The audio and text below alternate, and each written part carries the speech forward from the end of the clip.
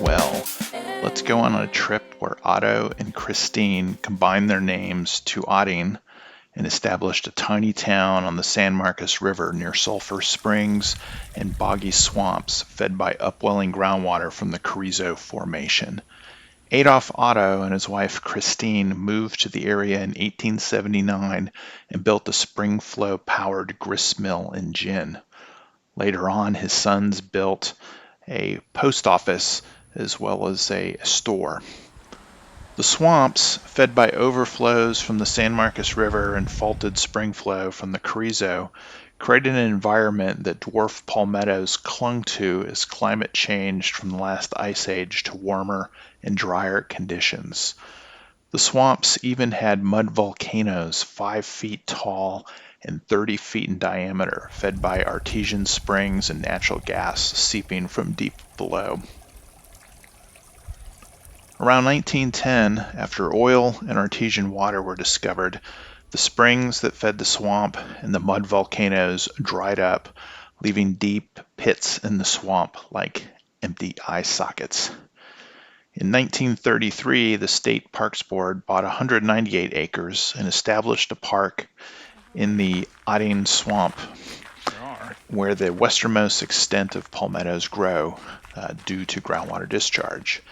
In 1934, the Civilian Conservation Corps built a number of structures out of native stone, including a dining hall recognized by the National Park Service as one of the outstanding park buildings in the United States.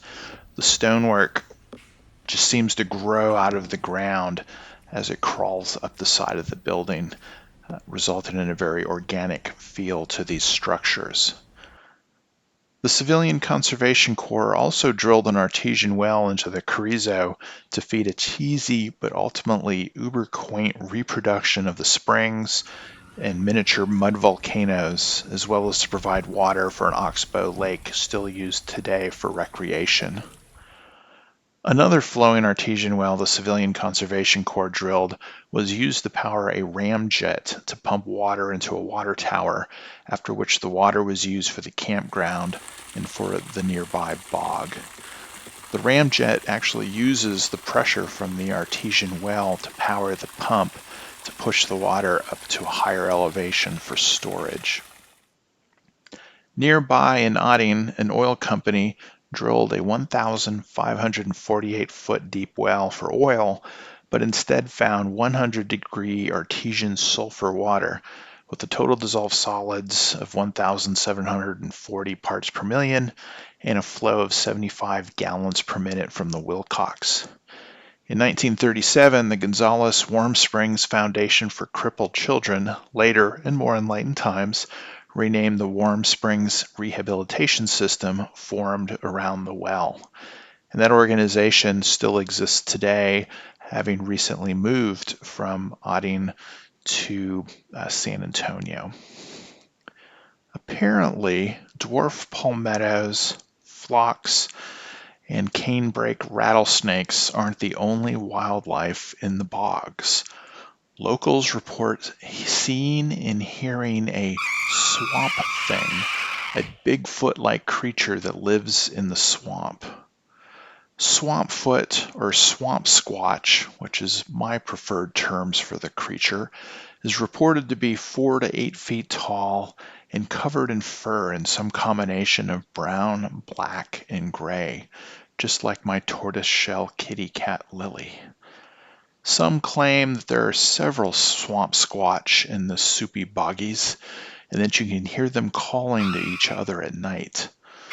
The North American Wood Ape Conservancy has documented cases of the bog ape throwing rocks and shaking cars and RVs late at night.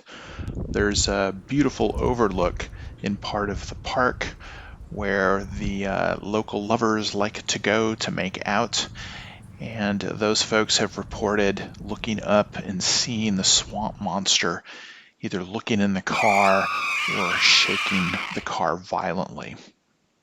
The swamp monster is even featured in William Seyer's book Ghost Stories of Texas, published in 1981. Unfortunately, we didn't stay late enough to hear the swamp thing's call. The cats needed a feeding, so we had to get back to town. I like to imagine that he or she, or they, are expressing dissatisfaction at the pumping that caused the swamp springs to go dry. If I met a swamp ape, I'd tell it to attend a meeting of the Gonzales County Underground Water Conservation District and make a public comment. That'd surely make the news and perhaps lead to some policy change. Well, folks, that's it. Artesian wells and springs in Ottine, Texas, at and near Palmetto State Park. Check it out. And be sure to stop in at Buc-ee's at the intersection of 183 and I-10 to buck up on Buc-ee crackers and Buc-ee balls. It's on the way towards the park and the well and the springs. Until next time, take care.